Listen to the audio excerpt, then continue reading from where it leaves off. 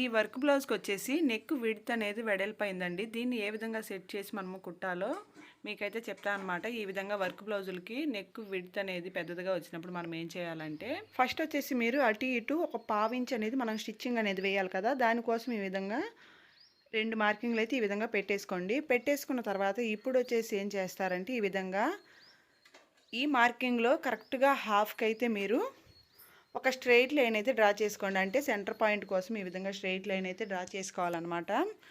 ఈ విధంగా హాఫ్కి ఫోల్డ్ చేసుకున్నా సరే వస్తుందండి.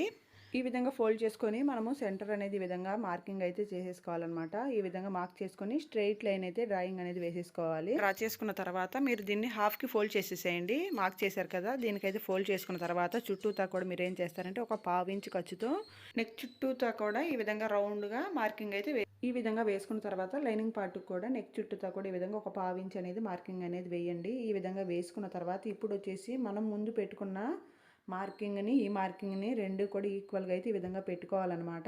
ఇప్పుడు మనకి మెయిన్ ఫ్యాబ్రిక్కి లైనింగ్ పార్ట్కి మధ్యలో గ్యాప్ అయితే కనిపిస్తుంది కదా. ఈ గ్యాప్లో మనం క్రాస్గా ఈ విధంగా నెక్ పార్ట్ సైడ్ నుంచి పై వైపుకి లైన్ అయితే డ్రా చేయాలన్నమాట. ఈ డ్రా చేసిన దాని మీద ఒక స్టిచ్ అయితే వేసేయండి. ఇక్కడ నెక్ వెడల్పు అనేది తగ్గింది కదా. ఇప్పుడు వచ్చేసి మనము లైనింగ్ పార్ట్ని అయితే ఈ యొక్క మెయిన్ ఫ్యాబ్రిక్ మీద అయితే పై వైపుని పెట్టుకొని నెక్ చుట్టూతా కూడా మనకి ఇచ్చిన బ్లౌజ్ పీస్కి అదేవిధంగా మనం కట్ చేసిన దానికి ఎగ్జాక్ట్గా సరిపోయిందో లేదో అయితే ఒకసారి చెక్ చేసుకోవాలి.